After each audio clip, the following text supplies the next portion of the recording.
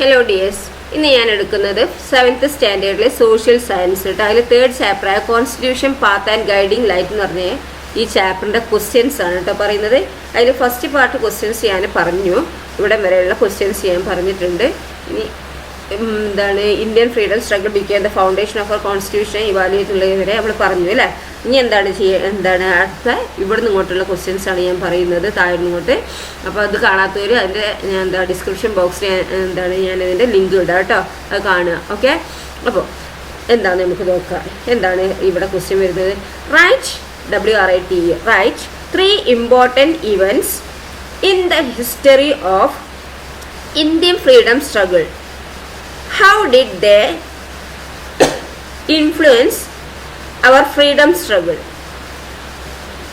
Question ടെക്സ്റ്റിലുണ്ട് കേട്ടോ, അതിൻ്റെ എന്താണ് സ്പെല്ലിങ്ങും ഇതൊക്കെ നോക്കുക കേട്ടോ. അപ്പോൾ നമുക്ക് നോക്കാം. അതിൽ ഫസ്റ്റ് ഹെഡിങ് നമ്മൾ കൊടുക്കേണ്ടത് the first war of independence in 1857. എന്താണ് the first war of independence in 1857. Okay, അത് അണ്ടർലൈൻ ചെയ്യുക. എന്നിട്ട് അതിൻ്റെ ഫസ്റ്റ് പോയിന്റ് എഴുതുക. First mass movement. രണ്ടാമത്തെ പോയിന്റ് സോൾജിയേഴ്സ്, ഒക്കെ ടെക്സ്റ്റിലുണ്ട്. സോൾജിയേഴ്സ്,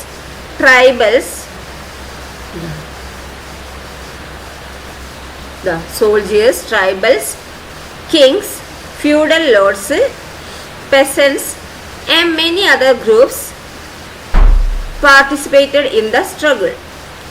മൂന്നാമത്തെ point this movement helped the people to develop a sense of nationalism. The movement helped the people to develop a sense of nationalism based on religious harmony. അടുത്ത point the strengthening of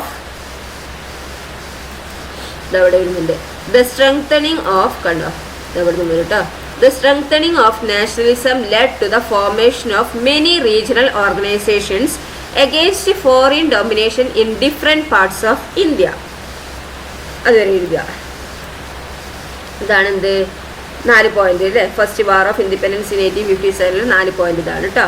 ഇനി അടുത്ത ഇതിൽ തന്നെ രണ്ടാമത്തെ side heading കൊടുക്കുക. എന്താണ്? Formation of the Indian national Congress. എന്ന് എഴുതുക. എന്നിട്ട് അണ്ടർലൈൻ ചെയ്യുക, അടിയിൽ വരയ്ക്കുക.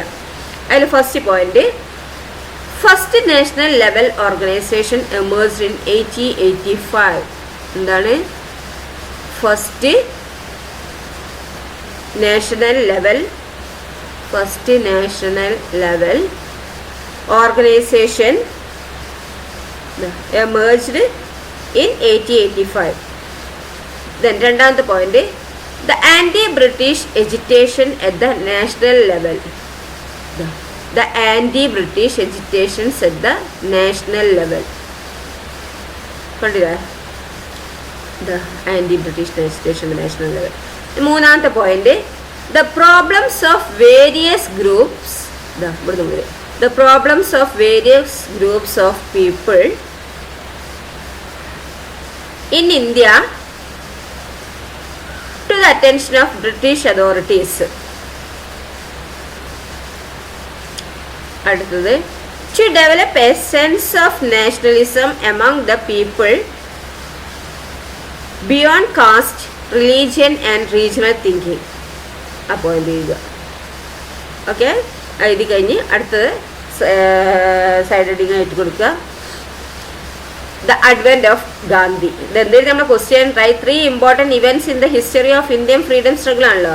അപ്പോൾ 3 important events എന്തൊക്കെയാണ്? First war of independence 1857, formation of the Indian national കോൺഗ്രസും ദ അഡ്വെന്റ് ഓഫ് ഗാന്ധി ആണ് അല്ലേ.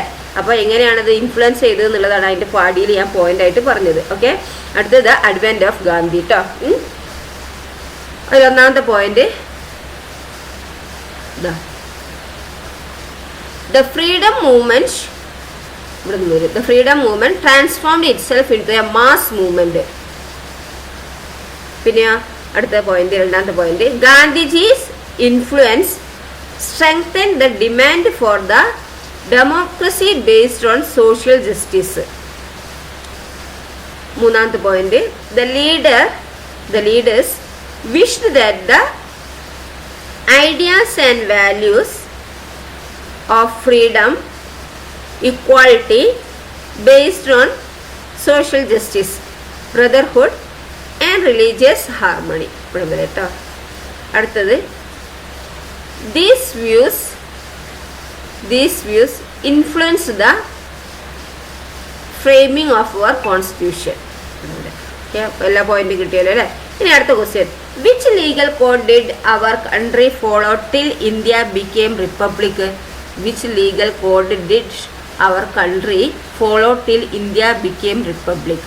Answer, the Government of India Act passed by the British in 1935. Okay.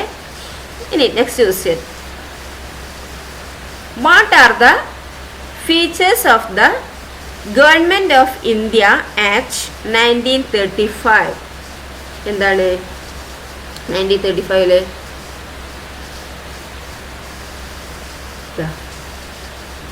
bicameral legislation in 6 provinces, 321 sections and 10 schedules, bicameral legislature at the center, special constituencies for weaker sections, women and workers, power divided between the center and the provinces. Next question, what is the name of the mission that visited India to discuss the transfer of power? What is the name of the mission that visited India to discuss the transfer of power? Answer എന്താണ്? Cabinet mission. എന്താണ്? Cabinet mission. CABINET, Cabinet mission. MISSION. Next question, what was one of the main recommendations of the Cabinet mission for devolution? Cabinet mission spelling ഞാൻ ഇപ്പോൾ പറഞ്ഞു അല്ലേ. പിന്നെ devolution അതാണ് DEVOLUTION, devolution. And answer, a code of laws, a code CODE, code of laws, LAWS, laws for independent India. Okay. Then next question, how long did it take to complete the Constitution of India? How long did it take to complete the Constitution of India? Framing period 2 years 11 months 17 days. The framing period 2 years 11 months 17 days. Okay. Then constitution of India complete ചെയ്യാൻ എത്ര പിടിച്ചെന്ന് ചോദിച്ചു അല്ലേ. 2 വർഷവും 11 മാസം 17 ദിവസവും. Then next question, when was the first meeting held to frame the Constitution of India? When was the first meeting held to frame the Constitution of India? Answer, first meeting 9 December 1946. First meeting 9 December 1946. The next question, who was the first elected chairman of the Indian Constitution Assembly? Indian Constitution Assembly എന്താണ് first chairman ആരാണ്? Doctor Rajendra Prasad. കണ്ടില്ലേ, doctor Rajendra Prasad കേട്ടോ, doctor Rajendra Prasad. Then അടുത്തത്, who was the chairman of the drafting committee? Who was the drafting committee? അല്ലേ, drafting committee. Who was the chairman of the drafting committee of the Indian constitution assembly? ആരാണ്? Doctor, ഇവിടുത്തെ answer അല്ലേ, doctor BR Ambedkar. Okay, doctor BR Ambedkar ഇവിടെ ഉണ്ട് കേട്ടോ, BR Ambedkar. He is known as the architect of the Indian constitution. അദ്ദേഹം എന്താണ്? ഈ Indian കോൺസ്റ്റിറ്റ്യൂഷൻ്റെ architect ആണെന്നും അറിയപ്പെടുന്നുണ്ട് BR അംബേദ്കർ അല്ലേ. Then Next, when did the Constituent Assembly approve Constitution of India? When did the Constituent Assembly approve Constitution of India? Answer: Constitution adopted and signed on. Constitution adopted and signed on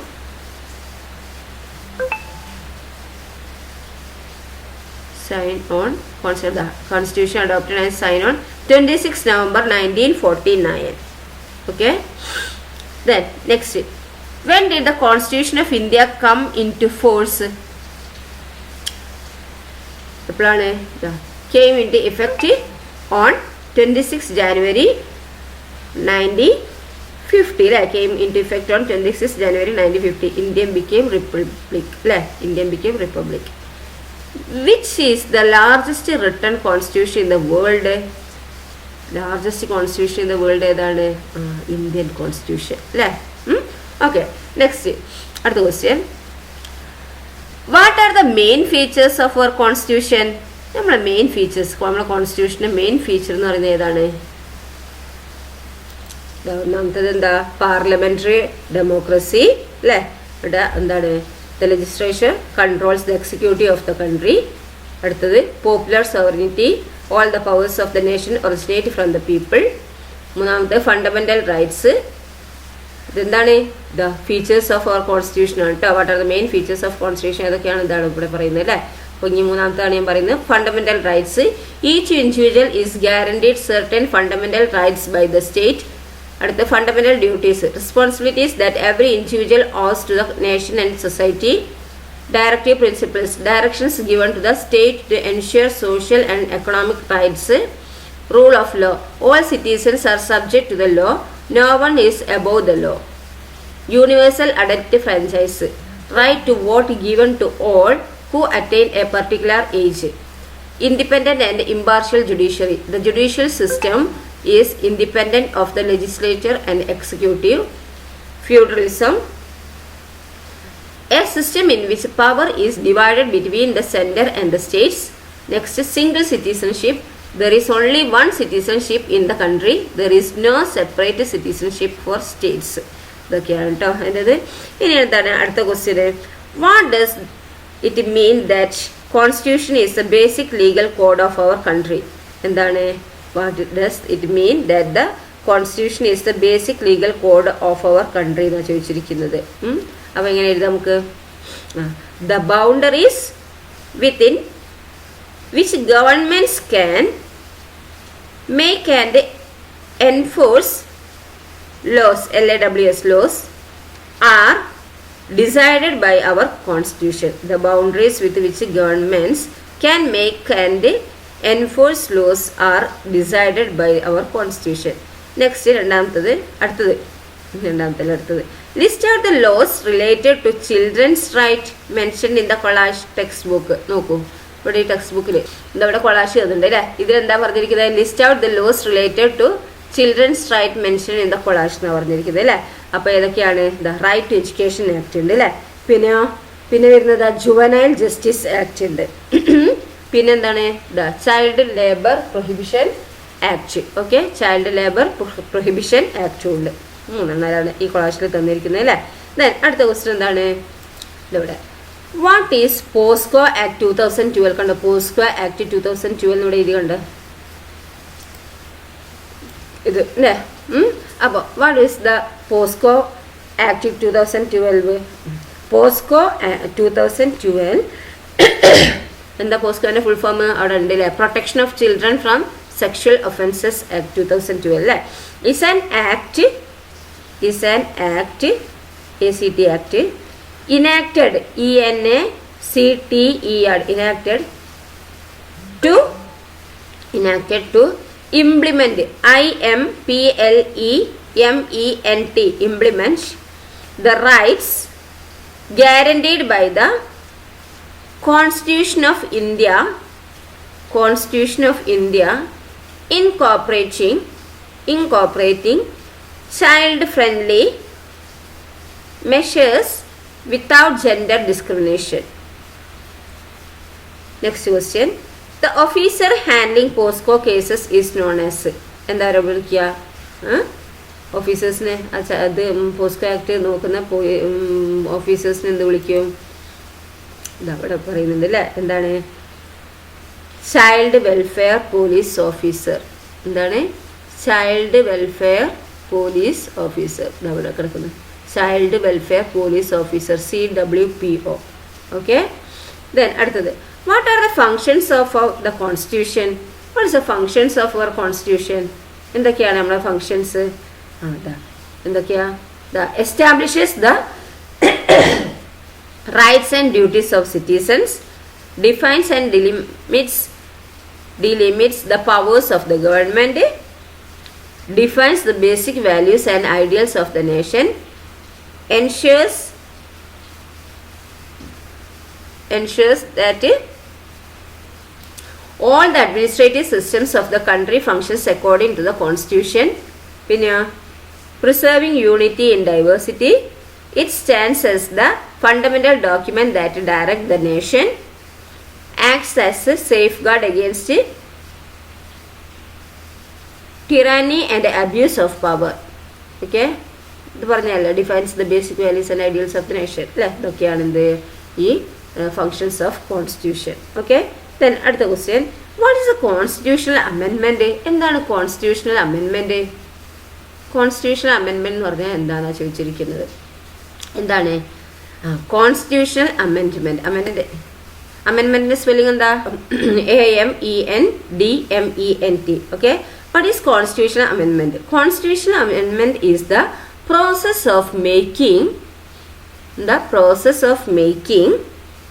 changes in the constitution as per the changing social demands.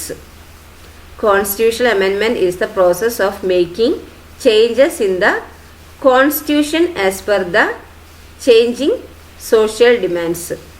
അടുത്ത question, who has the power to amend the constitution? Who has the power to amend the constitution? According to the article 368,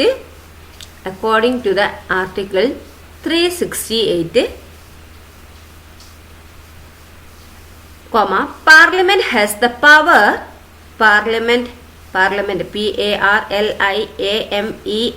Parliament has the power to amend the constitution, amend the constitution, but the basic structure of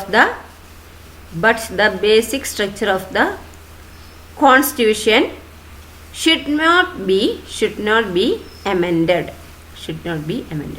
Next question, which ideas were newly added to the constitution in 1976? Which ideas were newly added to the constitution in 1976? Answer, 1976 socialism, SOCIALISM, socialism, secularism, SECULARISM,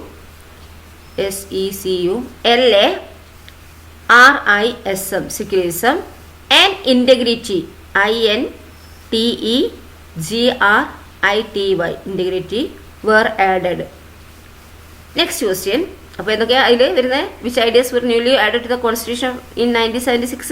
In 1976 socialism, secularism and integrity were added. Next, അടുത്ത question, in which year did the constitution of India come into force? And answer, 26th January 1950. 26th January 1950, 1950. Okay. Other question, what are the first amendment made in the constitution and which year? What was the first amendment made in the constitution and in which year? 1951. The number of schedules increased to 9. Increased to 9. Next, how long did the right did the right to property remain a fundamental right in India? Remain a fundamental right in India. And answer 28 years, YEARS years, ബ്രാക്കറ്റിൽ കൊടുക്കുക. എന്താ 1978, 1978. The right to property is no longer fundamental rights. Okay, 1978 അവിടെ. The right to property is no longer a fundamental rights. കണ്ടില്ലേ? Then next question, is education a fundamental right in India? Is education, EDUCATION ഒന്ന് ഇരിക്കരുത് കേട്ടോ. എഡ്യൂക്കേഷൻ്റെ spelling ഒന്ന്. Education a fundamental right in India. Question mark ഇടുക. Since when എന്ന് മുതലാണ്, അതും ക്വസ്റ്റ്യൻ മാർക്ക് ഇടുക കേട്ടോ. Since SINCE since, when WHEN when. അതിൻ്റെ answer yes, YES yes, comma education was made a fundamental right by the 86th constitutional amendment in 2002. Education became the fundamental right 2002 വന്നു അല്ലേ. 86 constitutional amendment in 86 അല്ലേ.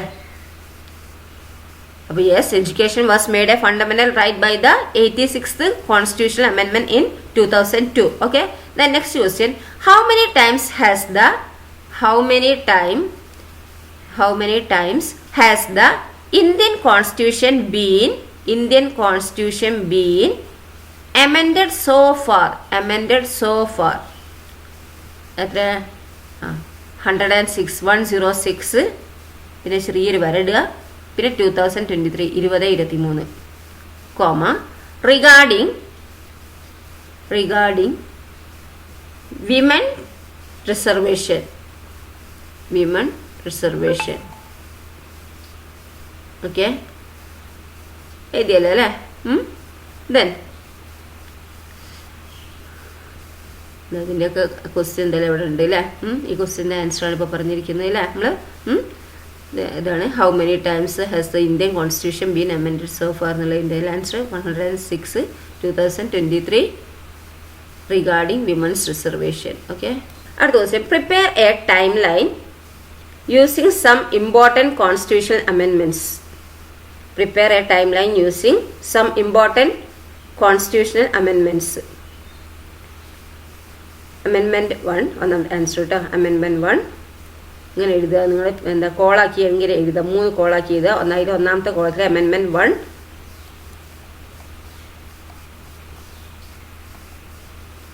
Amendment 1 എന്താ വർഷം ഇത്. അടുത്ത കോളത്തിൽ, രണ്ടാമത്തെ കോളത്തിൽ 1951. എന്താണ്? The number of schedules increase to 9 അല്ലേ. ഇത് എഴുതുക കേട്ടോ. ദ നമ്പർ ഓഫ് ഷെഡ്യൂൾസ്, ഇത് the number of schedules increased to 9. ഇനി രണ്ടാമത്തത് അമെൻമെൻറ്റ് 42. ഇതവിടെ അമെൻമെൻറ്റ് 42. അടുത്ത കോളത്തിൽ 1976. അതിൻ്റെ അടുത്ത column socialism, secularism and integrity were added.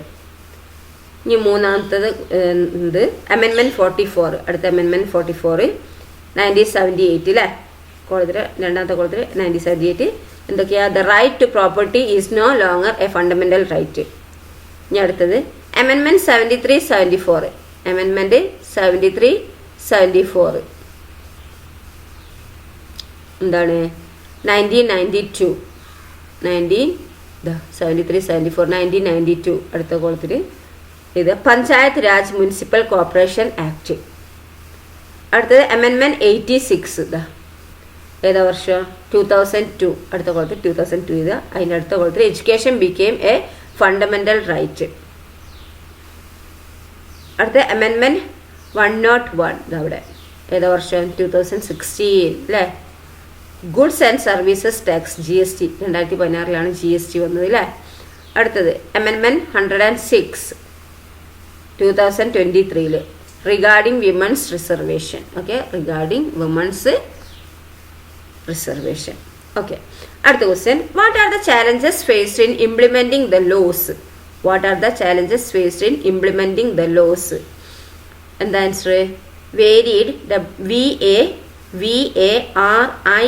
varied interest of people.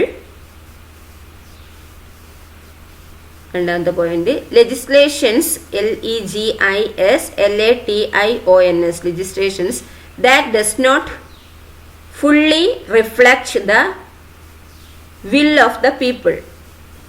മൂന്നാമത്തത്, ignorance of law, IGNORANCE, ignorance of law, LAW. അടുത്തത്, laxity, LAXITY, laxity in enforcement of laws. Enforcement is spelling ENFORCEMENT, enforcement of laws, LAWS. അടുത്തത്, misinterpretation of laws, MISINTERPRETATION, misinterpretation of laws, LAWS. Okay, അപ്പോൾ ഇത്രയാണ് ഈ ചാപ്റ്ററിലെ questions കേട്ടോ, question answer. അപ്പോൾ നന്നായി പഠിക്കുക കേട്ടോ. ഓക്കെ, അപ്പോൾ അടുത്ത ഭാഗം ടീച്ചർ അടുത്ത വീഡിയോയിൽ അപ്ലോഡ് ചെയ്യുക. Okay, thank you.